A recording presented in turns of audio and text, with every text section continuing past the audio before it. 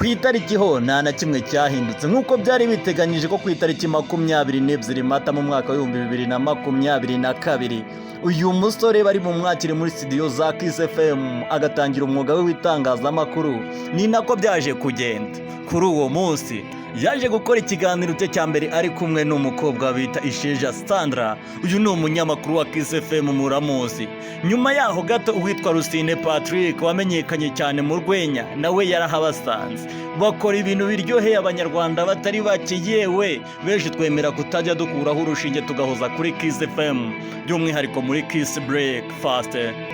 Ku rundi ruhande kandi mu muziki naho turamuzi, yagiye akora indirimbo nyinshi turazikunda, yewe ziratunogera, tunahitamo kuzitunga ku maflash n'izindi devices zacu zose za buri munsi. Nibyo mukundira ko wowe uhora ukurikirana ikiganiro Star Updates kuri Hola TV.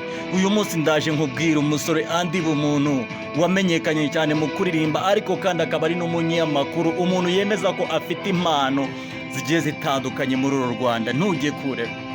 Amazina ye nyakuri yitwa Kayigi Andy Diegfred cyangwa se Andy Bumuntu muri muzika nyarwanda. Uyu ni umusore ufite imyaka 29 y'ubukure, akaba ari muri umuna wundi muhanzi w'icyamamare yewe wanamenyekanye agakora ibintu bigiye bitandukanye by'umwihariko muri muzika nyarwanda. Nawe turamuzi cyane, yitwa Umutare Gaby. Andy Bumuntu nk'uko yabitangarije umuryango.com avuga ko yahisemo kwitwa Bumuntu bitewe n'uko ubwe yiyumvagamo ubumuntu, yewe akaba anatewe ishema ryo kuba umuntu no gukomeza gufasha no kwitangira abantu mu buryo bugiye butandukanye. Bumuntu yatangiye umuziki we mu mwaka wa 2009. Mbere yaho gato uyu musore yari umubyinnyi mu itorero Mashirika.